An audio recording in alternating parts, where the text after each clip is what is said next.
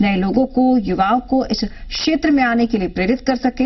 ऐसे सकारात्मक सोच का परिणाम है आपका पसंदीदा कार्यक्रम कृषि दर्पण।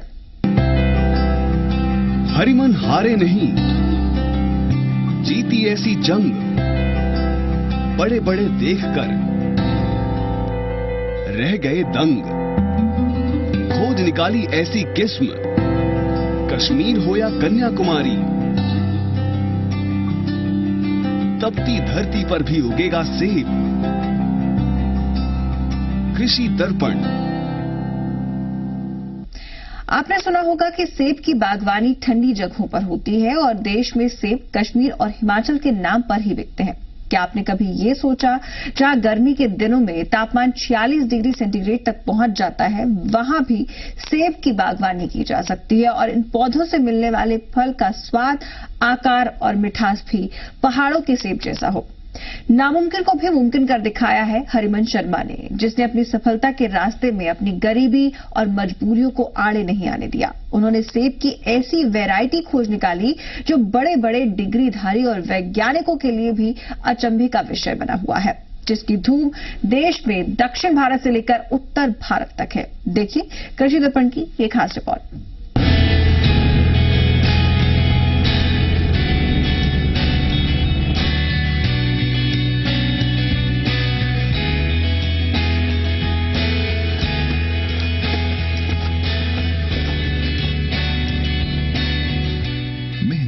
सच्ची लगन हो तो ऐसा कोई मुकाम नहीं होता जहां आदमी पहुंच न सके। ऐसा ही कुछ कर दिखाया है बिलासपुर के रहने वाले किसान हरिमन शर्मा ने। उन्होंने कभी केवल ठंडे इलाकों में पैदा होने वाले सेब की ऐसी वैरायटी खोज निकाली है जिसने तपती धरती को भी सेब की महक से भर दिया है। देश के हर कोने में लहलहाने के साथ ही अब इस वैरायटी ने विदेशों में भी अपनी धाक जमा ली है। इस सेब की खोज करने वाले हरिमन शर्मा की कहानी भी किसी फिल्मी हीरो से कम नहीं है। उन्होंने गुर्बत में जीते हुए भी कृषि जगत में ऐसा चमत्कार कर दिया जिससे आज देश के लाखों करोड़ों किसान प्रेरणा ले सकते हैं। हिमाचल प्रदेश के बिलासपुर जिले के गांव गलासी के रहने वाले हरिमन के घर की आर्थिक स्थिति अच्छी नहीं थी। इसीलिए 10वीं कक्षा में फेल होने के बाद पढ़ाई छोड़ दी। उसके बाद हरिमन 15 साल की उम्र में 1971 में वन विभाग में मजदूरी करने लगे। कुछ समय बाद वन विभाग की मजदूरी छोड़ परिवार के भरण पोषण के लिए पत्थर तोड़ने का काम शुरू किया। ये काम 1990 तक परिवार का पेट पालने के लिए करते रहे, लेकिन पत्थर तोड़ते हुए उनकी बांह टूट गई। अब उनको घर परिवार चलाने के लिए सामने कुछ नहीं दिख रहा था। सामने केवल दिख रही थी पुश्तैनी पथरीली 20-21 बीघा जमीन जो बेकार पड़ी थी, जिस पर हरिमन ने खेती कर गुजर बसर करने की ठान ली। ये सोच लेना कि अब खेती करते हैं, ये आसान नहीं था। समस्या आई सिंचाई की, जिसके लिए उन्होंने एक बड़ा वाटर टैंक बनाया। कृषि विभाग से सहयोग मिला तो हिमाचल प्रदेश में पहला पॉली हाउस बनवाया और नर्सरी का काम शुरू कर दिया। घर घर पॉलीथीन बैग में तैयार पौधे बेचने लगे। नर्सरी के काम में मास्टर हो चुके हरिमन जी ने अब कुछ नया करने की सोची और ठंडी जगह में उगने वाले सेब को हिमाचल प्रदेश के निचले एरिया वाले गर्म वातावरण में बिलासपुर जैसी जगह पर उगाने की ठानी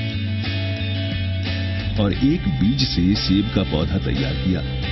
उसको पहले प्लम के पौधे पर ग्राफ्ट किया, उसके बाद सेब के पौधों पर ग्राफ्टिंग की, जिससे मिलने वाले सेब का आकार, क्वालिटी और स्वाद पूरी तरह ठंडे जगहों पर फलने वाले सेब की तरह था। बर्फ से ढके रहने वाले इलाकों की बागवानी का राजा सेब हरिमन जी के प्रयास से अब 40 से 46 डिग्री तापमान वाले इलाकों में भी पनपने लगा, जिसका नाम रखा हरिमन 99। 1999 से रिसर्च की शुरुआत करने के 7 साल बाद साल 2006 में हरिमन जी को इसमें सफलता मिली। हमारा यह क्षेत्र आम बहुल्य क्षेत्र है। यहाँ आम बहुत ज्यादा मात्रा में पैदा होता है, परंतु 1992 में इतना भयंकर कोहरा पड़ा कि आम के 50-50 वर्ष पुराने पौधे बितवा हो गए। इसलिए मेरे मन में आई कि क्यों ना आम को सेब को विकल्प के रूप में चुनूं। मैंने पहले मार्केट से एक सेब का खाने के लिए फल लाया उसको बोया जी, और 2 साल बाद जब वो बड़ा हुआ जी तो उसमें छोटे छोटे फल आए जी। तो फिर बाद में मुझे पता चला कि इसको तो मतलब ग्राफ्टिंग करते हैं जी, तब सेब बनता है जी।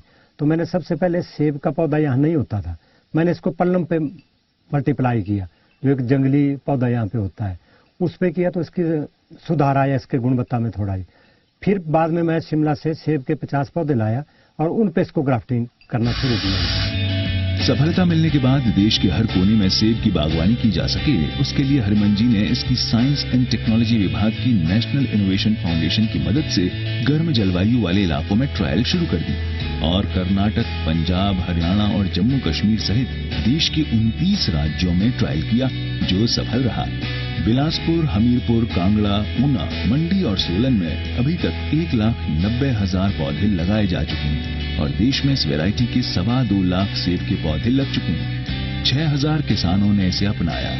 2014-15 में 50 पौधे राष्ट्रपति भवन में भी लगाए गए। कर्नाटक के बेंगलुरु और बेलग्राम, हरियाणा के सिरसा, उत्तराखंड, मध्य प्रदेश, मणिपुर, उत्तर प्रदेश के साथ विदेश में जर्मनी तक हरिमन 99 के पौधों की मांग बढ़ी है। हरिमन शर्मा के अनुसार वो नए पौधे तैयार करने के लिए कश्मीर के गोल्डन डिलीशियस का रूट स्टॉक लेते हैं। हिमाचल में कलम कर हरिमन 99 वैरायटी तैयार की जाती है। पहाड़ी बर्फीले इलाकों में सेब के पौधों पर सामान्य रूप से अप्रैल में फूल आता है और सितंबर में उस पर फल पकने लगते हैं, जबकि हरिमन 99 के पौधों में फरवरी में ही फूल आता है और जून में पके फल आने लगते हैं। गर्म प्रदेशों के बाजार में उन दिनों कोई फल नहीं होता, तब ये उपलब्ध होता है। हरिमन 99 वैरायटी तीसरे वर्ष से फल देने लगती है, लेकिन प्रति पेड़ 1 क्विंटल तक की पैदावार हासिल करने के लिए 10 वर्ष का समय लगता है। एक फल का वजन 250 से 300 ग्राम तक होता है। सेब की इस वैरायटी को अगर आप भी लगाना चाहते हैं तो पहले 1-2 पौधे ट्रायल के बेसिस पर लगाएं। जब सफल हों तो इसकी विस्तृत बागवानी करें। अब हम कश्मीर से सेब का रूट स्टॉक नीचे वाला लाते हैं और हर वर्ष 30-35 हजार पौधे तैयार करते हैं। हरिमन शर्मा को इस कार्य के लिए लगातार कई सम्मान भी मिले, जिसमें उन्हें राष्ट्रपति अवार्ड से लेकर राष्ट्रीय और राज्य स्तर पर कई अवार्डों से नवाजा गया। हिमाचल प्रदेश में 2008 की 15 अगस्त को राज्य स्तरीय उत्कृष्ट पुरस्कार और 2009 में प्रेरणा स्रोत सम्मान मिला। कृषि पंडित सम्मान मिला। 2011 में ऊना में सफल सेब उत्पादन के लिए सम्मानित किया गया। 2016 में हिमाचल प्रदेश के राज्यपाल ने सेब उत्पादन के लिए सम्मानित किया। हरिमन जी के लिए ये वाक्य बिल्कुल सही होंगे कि उड़ने की चाह हो तो पंखों की जरूरत नहीं होती। हौसलों से वही मंजिल फतह करते हैं जिनके भीतर कुछ कर गुजरने की चाह होती है। ऐसे जज्बे और हौसले को कृषि दर्पण सलाम करता है। कृषि दर्पण, जी मीडिया।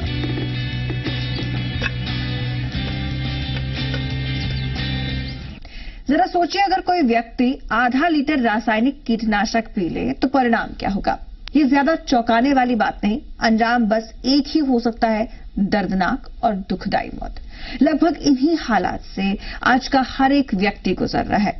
वो एक बार की भले इतनी मात्रा में पेस्टिसाइड ना ले, पर फसल और सब्जियों के साथ साथ धीरे धीरे इस मात्रा के करीब जरूर पहुंच रहा है, जो कैंसर तरह की गंभीर बीमारियों की वजह है। दरअसल जब किसान अपने खेत में उगने वाली सब्जियों पर जहरीले कीटनाशक रसायनों का छिड़काव करते हैं तो उसके घातक तत्व सब्जियों में रह जाते हैं, और जब आप और हम इन्हें खाते हैं तो अनजाने ही हम उस जहर का भी सेवन कर जाते हैं। इसके साथ ही खेत का उपजाऊपन भी कम हो रहा है, किसानों की लागत और खर्च भी बढ़ रही है। इससे भी ज्यादा चिंता की बात यह है कि अब इन रासायनिक कीटनाशकों का प्रभाव उन कीटों पर कम हो रहा है, वो इसके आदी हो रहे हैं। तो एक साथ ये कई समस्याएं सामने हैं, लेकिन साथ ही इन सब का समाधान भी हमारे ही किसान भाइयों के पास है। कैसे रासायनिक कीटनाशक से मुक्त सब्जियों की खेती करें, इस पर देखिए ये खास रिपोर्ट।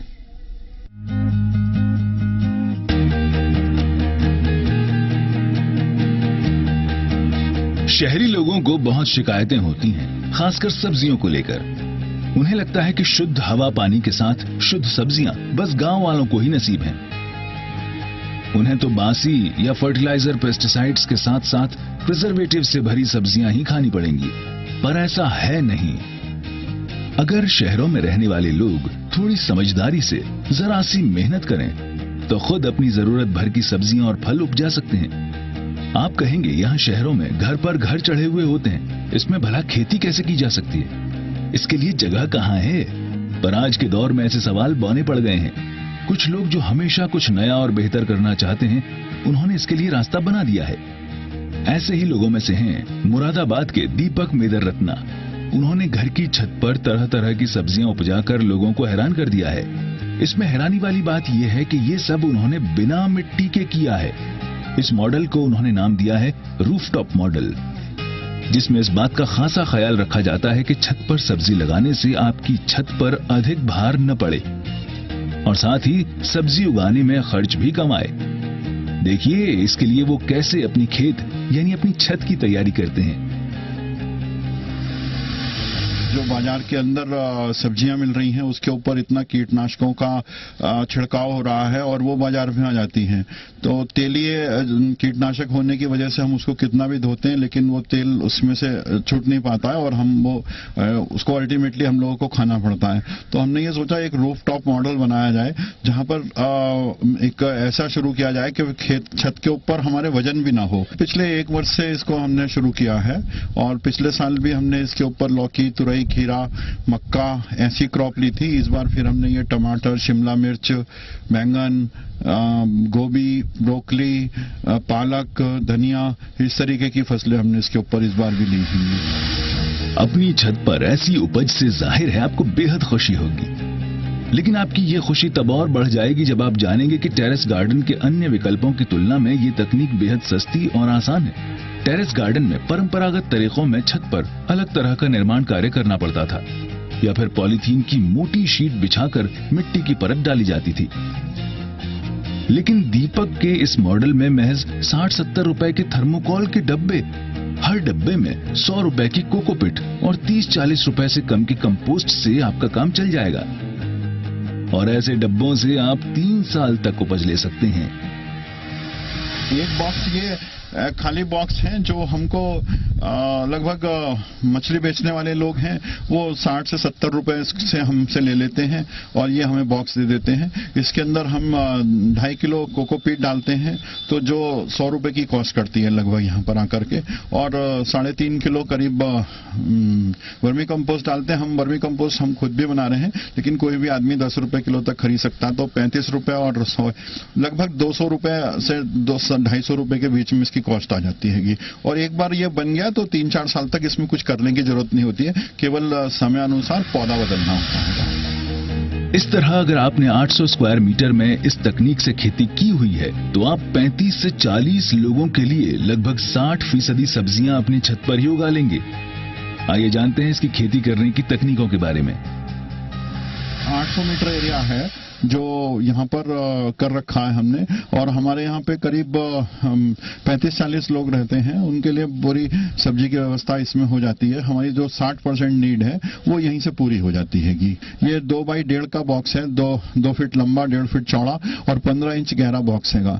इसके अंदर जो हम मटेरियल भर देते हैं लगभग 2 किलो कोकोपीट होता है और 3 से 3.5-4 किलो तक वर्मी कंपोस्ट होता है। उसको मिक्स करके भर देते हैं और उसमें हम पौध भी हम इसी में तैयार कर लेते हैं। इससे पौध भी हमारी अच्छी जल्दी तैयार हो जाती है और इसको हम पौध से लगाते रहते हैं। दीपक पौधों की सिंचाई के लिए ड्रिप तकनीक का इस्तेमाल करते हैं, जिससे उन्हें सिंचाई के लिए पानी की बहुत कम मात्रा की जरूरत ही पड़ती है। बाकी कोकोपिट में जल धारण क्षमता अधिक होने के कारण भी बेहद कम पानी की जरूरत होती है। इसके अलावा इस तकनीक से खेती करने पर आप खरपतवारों से भी बच जाएंगे।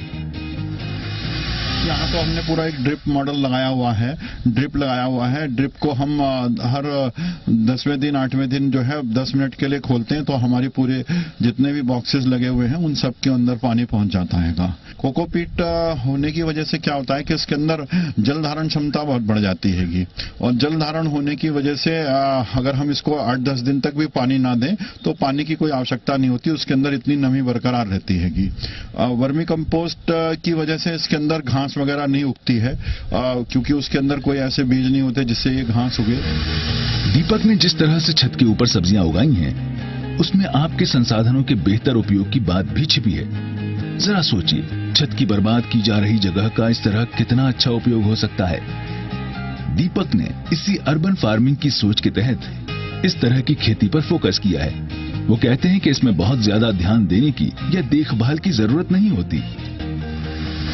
फ्रूट फार्मिंग करने के लिए कुछ चीजें ध्यान में देने की आवश्यकता है और मैं समझता हूं कि शहर में रहने वाला कोई भी आदमी अपने लिए 50 से 60% जैविक सब्जी अपने आप उत्पादित कर सकता है। उसको अपने छत के ऊपर ज्यादा वेट ना हो, इसके लिए थर्मोकोल के बॉक्सेस हैं या लोहे के टीन के पॉट्स बना करके भी कर सकता है। उसके अंदर कोकोपीट और वर्मी कंपोस्ट का इस्तेमाल करें। अगर मिट्टी का इस्तेमाल करते हैं तो एक तो पानी भी आपको बार बार देना पड़ेगा और वजन भी ज्यादा हो जाता है। सॉइललेस तरीके से सब्जियों की छत पर खेती करने पर कीट रोगों का प्रकोप बिल्कुल ही नहीं होता है। अगर आशंका होती भी है तो वो इसका जैविक समाधान करते हैं, यानी जैविक तरीके से कीटों की छुट्टी। वैसे तो इनके ऊपर ज्यादा कीटों का प्रयोग नहीं होता है, लेकिन अगर कहीं होता भी है तो हम लोगों ने गौमूत्र और धतूरे से हमने कीटनाशक तैयार कर लेते हैं और नहीं तो खाली गौमूत्र का भी हम स्प्रे कर देते हैं इसके ऊपर। तो गौमूत्र से इनको वो जो आवश्यक पोषक तत्व हैं उनकी भी पूर्ति हो जाती है और कीटों पे भी कंट्रोल हो जाता है। आपने अब तक कृषि दर्पण के माध्यम से ही जैविक टेरेस गार्डनिंग के बारे में जाना था। साथ ही हमने एक इंजीनियर के सफल हाइड्रोपोनिक खेती करने के बारे में भी आपको बताया था।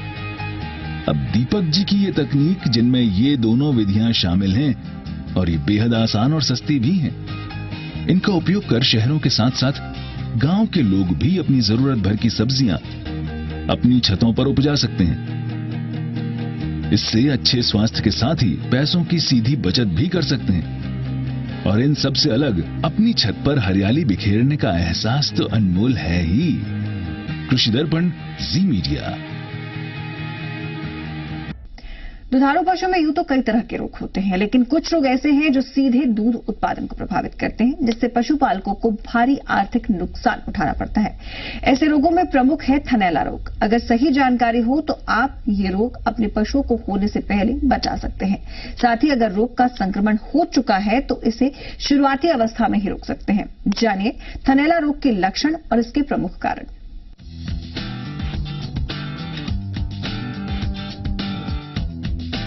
पशुपालक अक्सर अपने व्यवसाय में पशुओं के रोगों से परेशान रहते हैं, गाय भैंस हो या बकरियां। इनमें होने वाले रोगों में एक ऐसा रोग है जो सीधे दूध उत्पादन को प्रभावित करता है, यानी पशुओं से दूध मिलना मुश्किल हो जाता है। साथ ही दूध की क्वालिटी भी खराब हो जाती है।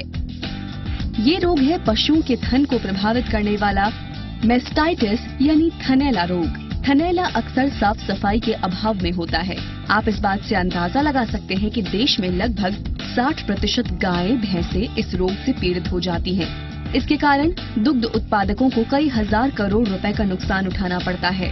थनैला रोग कई तरह के बैक्टीरियल इन्फेक्शन से फैलता है। थनैला रोग का प्रमुख कारण बैक्टीरिया है। इन जीवाणुओं को कई ग्रुप में विभाजित किया जा सकता है। इसमें स्ट्रेप्टोकोकस और माइकोप्लाज्मा बैक्टीरिया थनैला रोग फैलाने में प्रमुख भूमिका निभाते हैं। ये रोग वायरल या फंगस इन्फेक्शन के कारण भी हो सकता है। साथ ही थन में चोट लगना या मौसमी प्रतिकूलता के कारण भी थनैला बीमारी संभव है।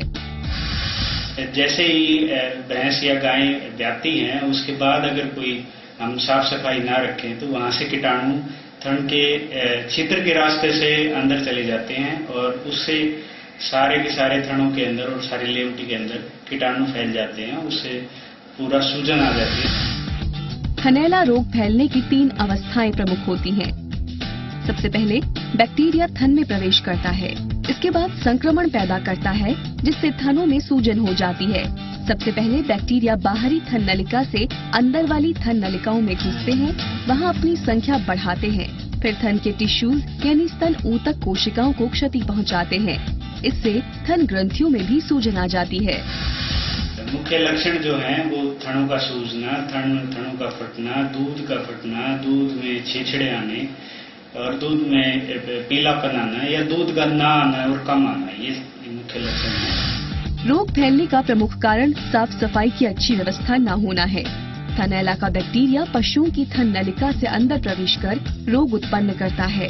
फिर ये रोग एक पशु से दूसरे पशु में ग्वाले के संक्रमित हाथों से फैलता है। इसलिए सबसे महत्वपूर्ण ये है कि एक पशु का दूध निकालने के बाद हाथों को अच्छी तरह साफ करके ही दूसरे पशु का दूध निकालना चाहिए। इससे रोग फैलने की आशंका कम हो जाती है। थन पर अगर चोट या किसी कारण से जख्म होने पर, थन पर गोबर, यूरिन या कीचड़ से इन्फेक्शन, दूध दुहने के समय अच्छी तरह सफाई न होने पर, फर्श की अच्छी तरह साफ सफाई न होना, पूरी तरह थन ग्रंथियों से दूध का न निकलना, गाय की उम्र या आनुवांशिक कारणों से और थन नलिकाओं की साइज में अंतर होने से। थनैला से ग्रसित पशु के दूध में बॉली सेल की संख्या बढ़ जाती है, नमक उत्पादन बढ़ जाता है। ऐसे दूध की क्वालिटी बेहद खराब और दूषित हो जाती है, इंसानों के लिए बेकार हो जाता है। इस रोग के कारण पशु का दूध उत्पादन कम हो जाता है। ऐसा देखा गया है कि थनैला से पीड़ित पशु का दूध उत्पादन 5 से 25% तक कम हो जाता है।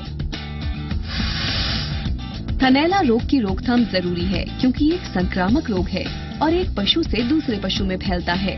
आसपास के वातावरण की साफ सफाई जरूरी है। इसके साथ ही जानवरों के आवास हवादार होने चाहिए। फर्श सूखा और साफ रखना चाहिए। थनों की सफाई नियमित रूप से करें। एक पशु का दूध निकलवाने के बाद ग्वाले को अपने हाथ अच्छी तरह से धोने चाहिए। थनों का समय समय पर परीक्षण करते रहना चाहिए। एक तो वो अपने बाड़े को साफ सुथरा रखे, रोज लाल दवाई से सफाई करे और जितना जो भी दूध निकालने वाला आदमी हो उसको ये कहे या वो खुद भी निकालता हो तो वो हाथ अपने अच्छी तरह से धोए साबुन से, उसके बाद दूध निकाले। दूसरे स्तर पर ये है कि मिनरल मिक्सचर और खनिज पदार्थ जिन्हें बोलते हैं वो लगातार देते रहें। कैल्शियम भी लगातार देते रहें पशु को, ताकि पशु की जो इम्यूनिटी है, सहनशीलता है, वो कम ना हो। सहनशीलता कम होते ही थनैला रोग सबसे पहले होता है। रोग होने पर तुरंत पशु चिकित्सक की सलाह लेनी चाहिए। कई बार पशुओं में थनैला रोग होने पर पशुपालक पशु विशेषज्ञ की सलाह पर खुद ही पशुओं को इंजेक्शन लगाते हैं। ऐसे में टीकाकरण करते समय ये सावधानी रखें कि दूध निकालने के बाद जब थनों के छेद खुले हों तभी टीका लगाएं।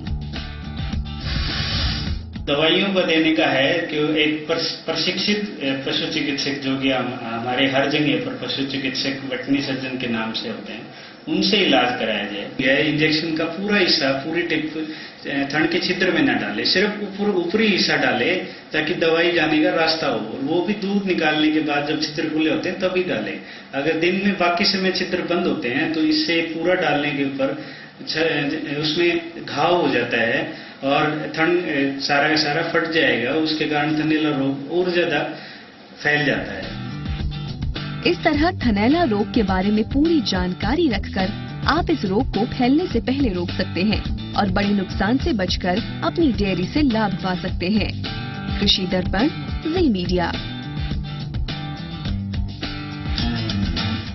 और अब देखिए कुछ प्रमुख फसलों और फलों की प्रमुख मंडी में चल रहे अधिकतम और थोक भाव की जानकारी।